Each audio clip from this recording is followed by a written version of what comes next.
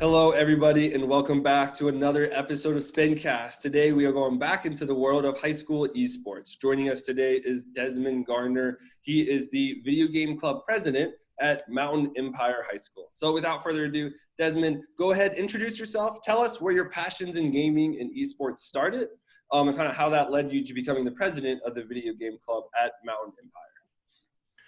So pretty much, when I was going to Mountain Empire, we started the club during junior year. It was kind of just starting off. We were just kind of testing the water with everything, and I wasn't the president during junior year, but pretty much I thought of the idea that maybe we should run just some fun tournaments to Mm-hmm. like mess around with, and so we were like, that's a good idea because we had a few game consoles with some games that are somewhat known to be competitive, at Mm-hmm. least throughout their series. Um, this kind of started our first tournament was Smash Brothers Brawl for the Wii, not the most competitive in the Mm-hmm. series, but it was all we could really do, Mm-hmm. and it hooked on really really well. So we just continued. We had three more tournaments that year, and then in senior year, when I became the president of Video Game Club, I was like, like maybe because people like these so much, and this should be a side of playing games that we should embrace. I feel like we should embrace more. Mm-hmm. So then we started having tournaments practically every month. They were really fun. We had all kinds of different games, and Mm-hmm. yeah. Awesome. Um, Yeah, oh, that sounds absolutely great. A lot of fun there with the, kind of student-led tournaments. I guess my first question is go into a little detail, more detail, what those tournaments look like, what that organizational process looks like, what games you compete in, all that kind of great stuff. So the idea I had, and I think the reason why the tournaments hooked on so well, was I didn't solely decide the games just on like a this game's popular, let's play it, you know. Mm-hmm. What I did was I made a vote essentially.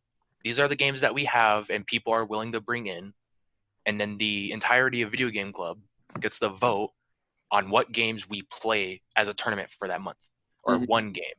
So every month it was a different game. We tried to mix it up so that like one genre wasn't just continuously going. So it would at least switch up every month, like Mm-hmm. because we would have lots of fighting games, Mm-hmm. first-person shooters, Mm-hmm. and like we had a few others as well. But generally, those were the two big ones.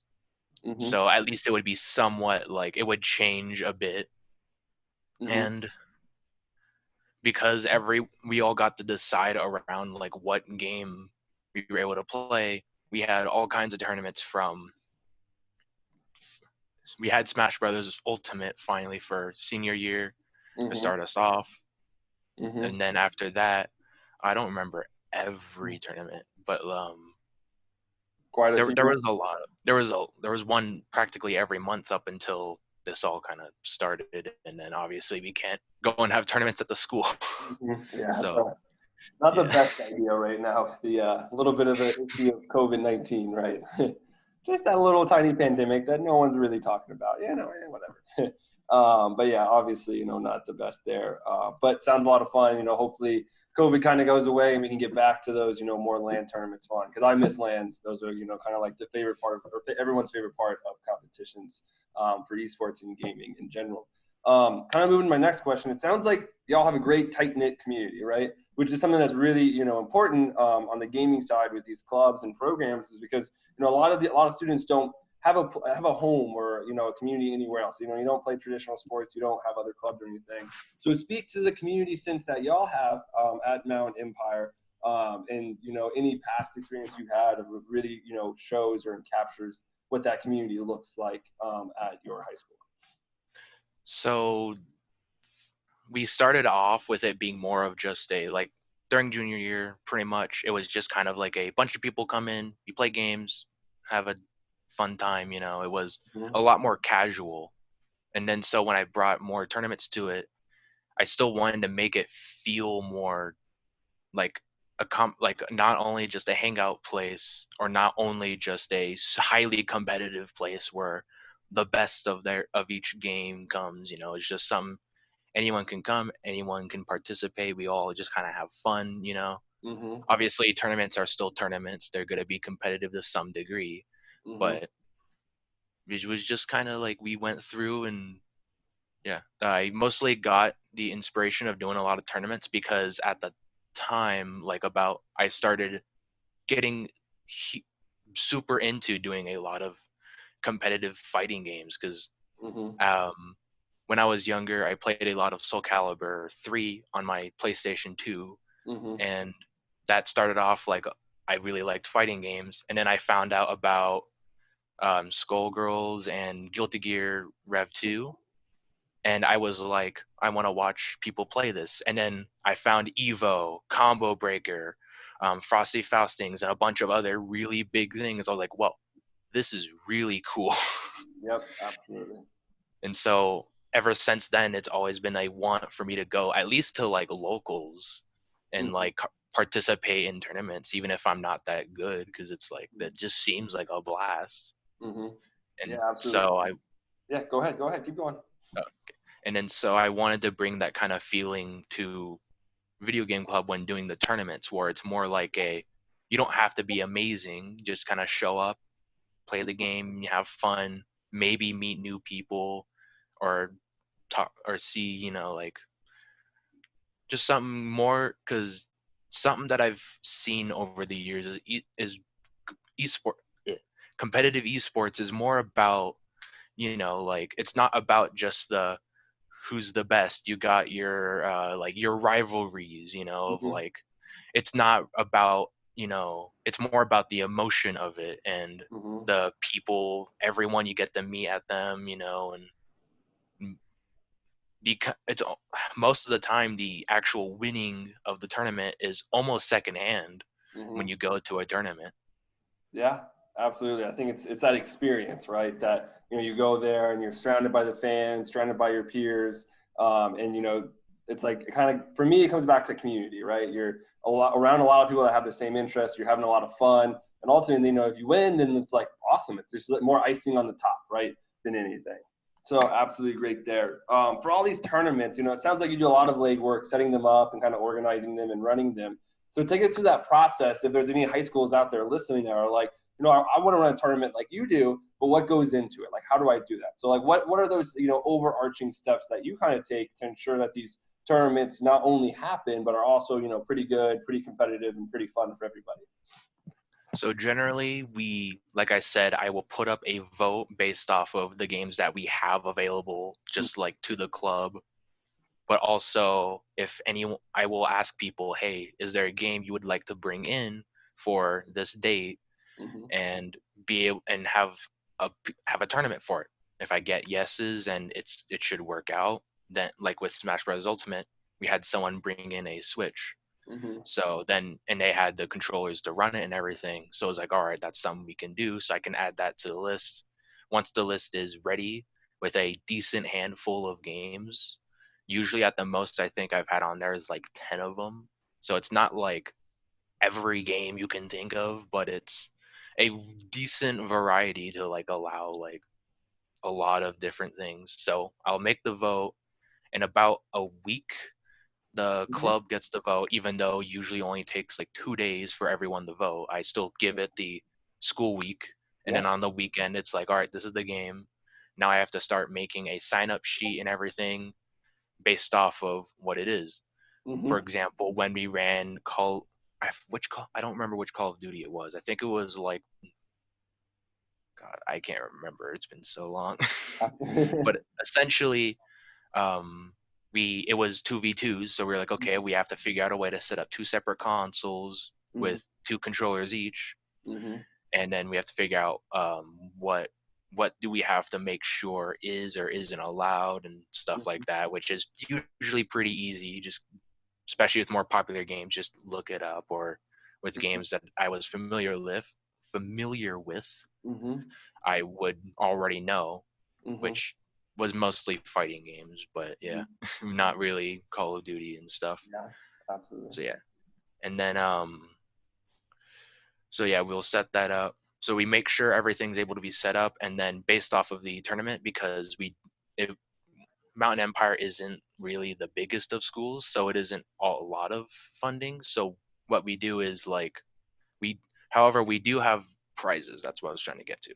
We would have a first, second, and third place for normal tournaments. Anything that was like a 2v2 or more was only first place, just because it's like, I believe it's a $15 gift card, $10, and then $5 pretty much first, second, third. So Mm-hmm. having to do 15, 15, 10, 10, and 5, 5, it adds up pretty quickly. Mm-hmm.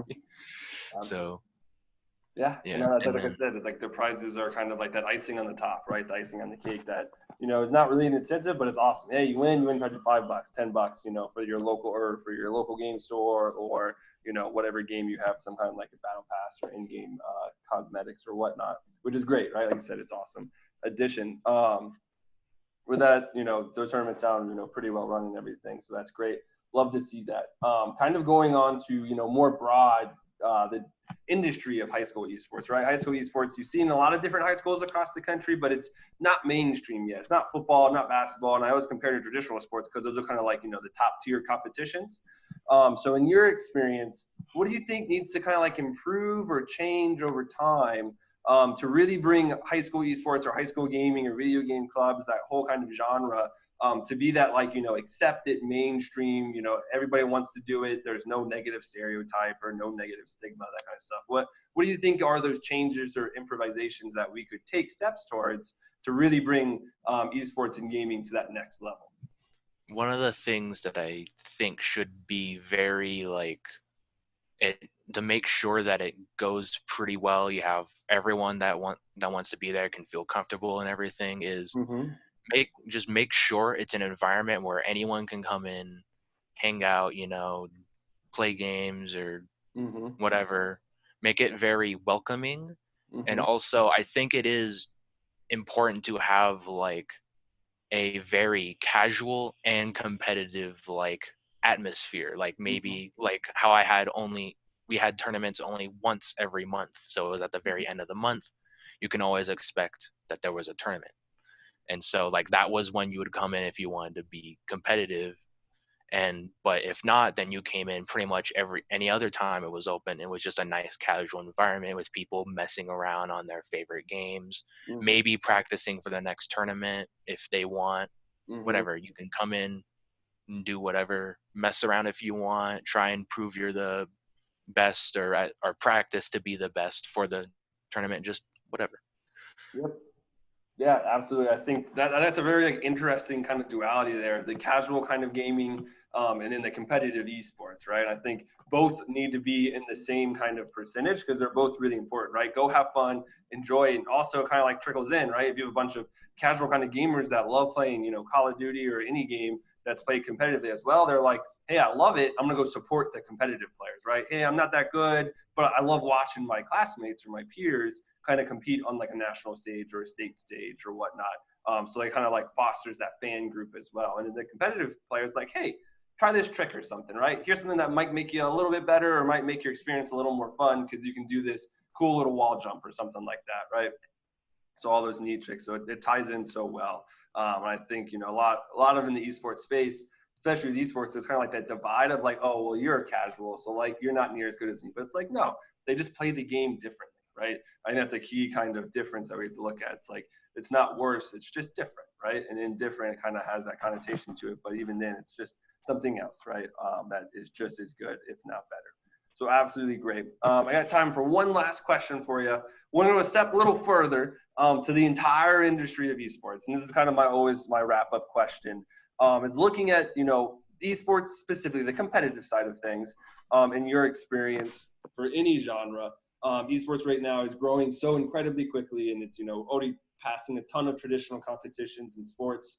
What do you think that next step is, though? What do you think is that one thing that changes it from this rapidly growing industry to like being that world phenomenon that we see like the NFL or soccer kind of is right now in various parts of the world?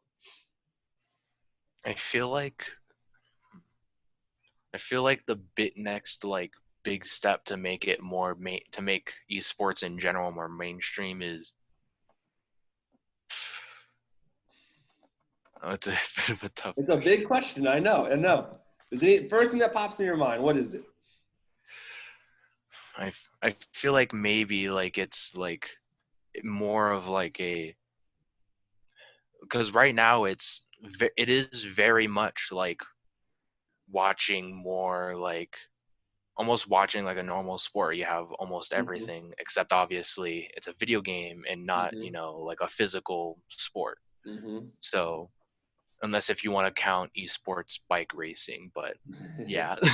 Not so much. It Which is the thing, by the way. is. That's It a is. real thing. It's They're doing the Tour de France this year that way because of COVID, which is crazy to and me. yeah, Um, but so, Go ahead. but yeah, so I feel like it's more of a like almost an atmosphere thing, because once again it's like it's the same thing as like people that watch esports.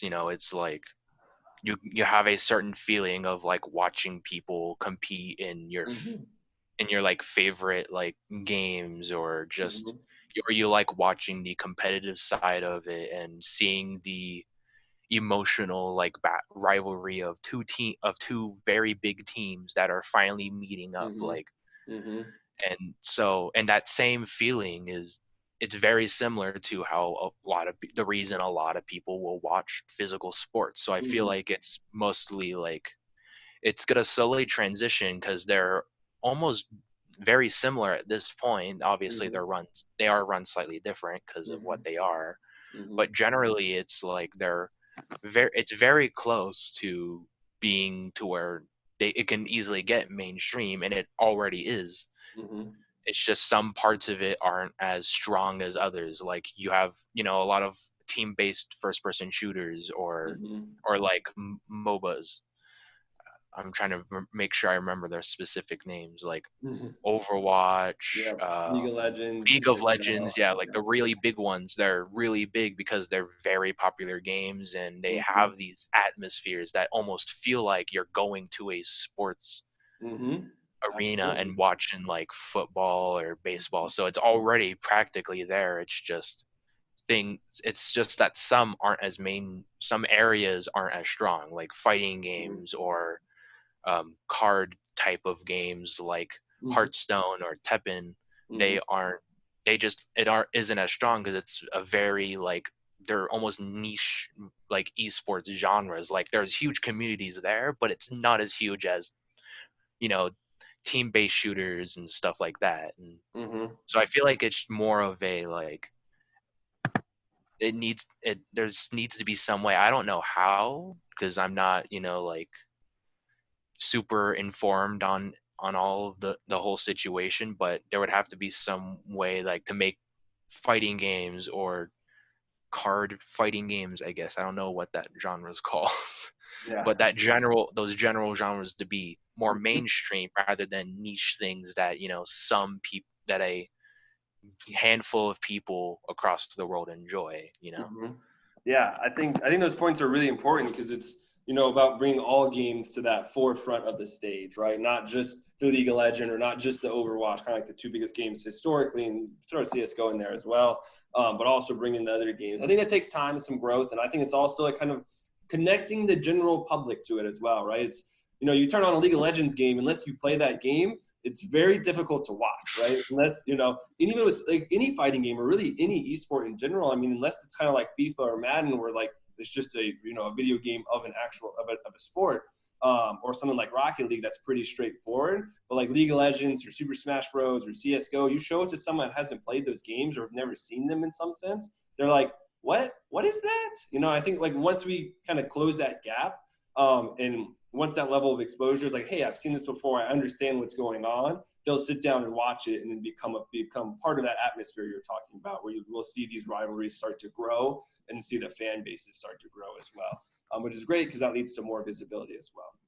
So I absolutely agree there. Unfortunately, we have run out of time here, Desmond. Absolutely great talk on a number of different topics within the esports and gaming, and really kind of highlighting the casual side of it versus the esports, which is so important because it's something that I think the industry can address a little bit better than we currently are. So one last thing for you, go ahead, plug the program, plug the video game club. If you exist on social media or have a website or anything, tell us where we can find you to keep up to date on all the great things you're doing right now. I don't think we actually have a social media. All good. I All don't think, good. like, we have a Discord, but it's mainly for just the video game club members to Yeah. talk and all that. So it's not really a big public thing. Yeah. No, So absolutely. yeah, there's Perfectly not fine. really much. Yeah, maybe in the future, one of the students might make a social media for Mountain Empire, and then it'll pop I up wouldn't be. somewhere. Yep, I'm maybe. surprised that hasn't been done yet. Honestly, I Yeah, didn't even think about that while I was yeah, there.